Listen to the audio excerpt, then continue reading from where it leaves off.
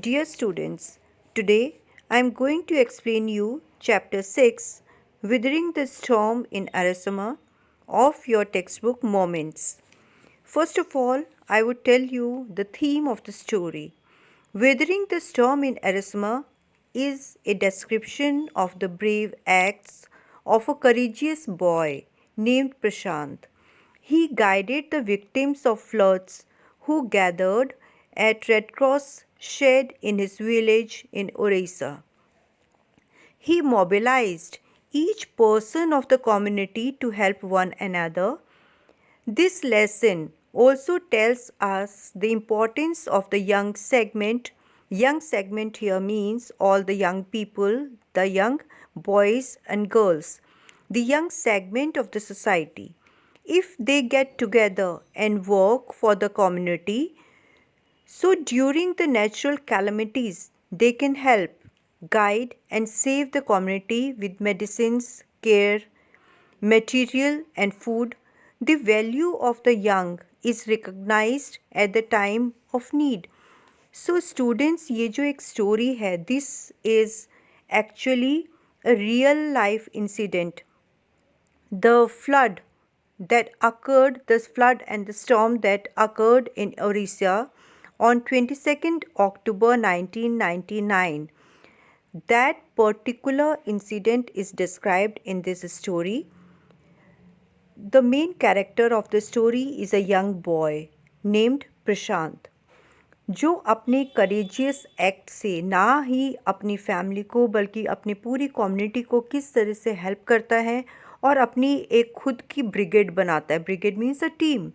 Young people को वो collect करता है और उनके साथ में एक टीम बनाता है जो सभी विक्टिम्स की हेल्प करती है. So we will read the story in detail right now. Withering the Storm in Arisama is written by Harsh Mandir, who was born in Shillong in the year 1955. He is a writer and also a social worker. He has worked as an IAS in the states of Madhya Pradesh and Chhattisgarh for almost 2 decades. So, in this story, the writer says that on 27th October 1999, the main character, Prashant, who had lost his mother 7 years before. So he just goes to the headquarters, a small town in coastal Orissa, some 18 kilometers from his village.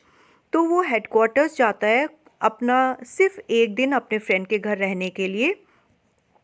So when he reached there, in the evening, a dark and menacing storm quickly gathered. तो शाम को क्या देखता है कि अचानक से बहुत ही डेंजरस स्टॉर्म जो है, क्लाउड्स, डार्क क्लाउड्स आते हैं, स्टॉर्म शुरू हो जाता है, बहुत ही तेज़ हवा चलने लगती है. And the wind was so strong that it hit against the houses with a speed and fury that Prashant had never witnessed before.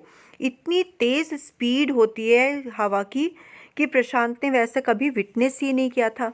उसके बाद रेनफॉल शुरू हो जाती है, बहुत ही कंटिन्यूसली रेनफॉल जो है वो शुरू होती है, तेज़ बारिश शुरू होती है और हर तरफ अंधेरा ही अंधेरा छा जाता है. जो बहुत पुराने पेड़ थे वो जड़ से उखड़ने शुरू हो जाते हैं. They get uproot and crashed to the earth. Screams rent the air as people and houses were swiftly washed away. हर तरफ चिल्लाने की आवाज़ें आने लगती है क्योंकि जो कमज़ोर घर थे, कच्चे घर थे, वो टूटने शुरू हो जाते हैं, बहने शुरू हो जाते हैं. वाटर वेव्स ऐसे वहाँ पर आ रही थी जैसे वो गुस्सा है, एंग्री वाटर्स. हर तरफ जो है वो उसके फ्रेंड के घर के पर भी स्ट्राइक करने लगी और उनका घर जो है नेक डीप वो पानी में डूब गया. हर तरफ पानी ही पानी नज़र आ रहा था.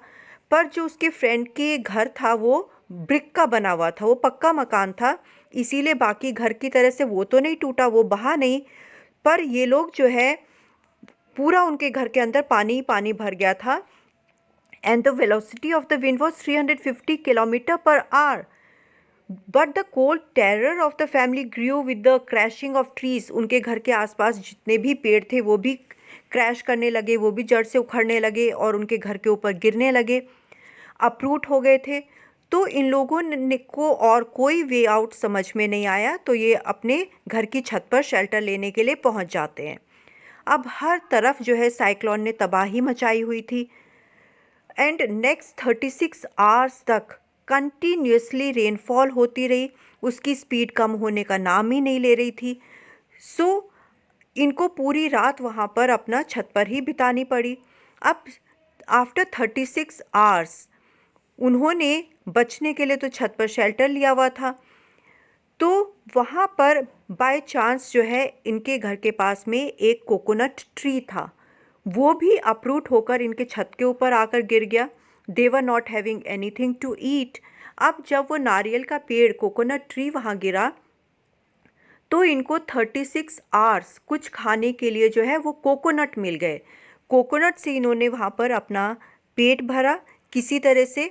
आफ्टर 36 आवर्स जब वेलोसिटी जो है रेन वेलोसिटी विंड वेलोसिटी कम हुई, तो प्रशांत ने सोचा कि अब उसको अपनी फैमिली की फ़िक्र हुई कि पता नहीं उसके गांव में कितना डिस्ट्रक्शन हुआ होगा इस स्टॉर्म से। तो उसने क्या देखा छत से कि हर तरफ डेड बॉडीज़ जो हैं, सबके मकान टूटे हुए हैं, डेड बॉडीज़ पानी में बह रही हैं। वो ह्यूमन बींग्स की डेड बॉडीज़ हैं, वो एनिमल्स की डेड बॉडीज़ हैं। So he was really very disturbed to see all this. अब for the next 2 days Prashant sat huddled, क्योंकि 36 आवर्स हो गए थे उसको वहाँ पर और ठंड भी बहुत हो रही थी उस रेनफॉल की वजह से। प्रशांत की आंखों में आंसू आ गए। वो अपनी फैमिली के बारे में बहुत सोचने लगा कि वो क्या करे। सो आफ्टर 2 days लेटर, विच ऐसा लगा प्रशांत को वो 2 दिन जैसे उसके 2 साल की तरह से निकले हैं। बारिश रुक गई थी और धीरे धीरे पानी का लेवल भी नीचे आ रहा था। Prashant was determined to seek out his family without further delay. और प्रशांत ये चाहता था कि अब डिले किए बिना वो अपने गांव वापस जाएगा और अपनी फैमिली को ढूंढेगा। But the situation was still dangerous. Situation अभी भी कंट्रोल में नहीं थी, अभी भी डेंजरस थी। फ्रेंड की फैमिली मेम्बर्स ने उसको कहा कि अभी मत जाओ, अभी खतरा है, पर प्रशांत को रुकना नहीं था।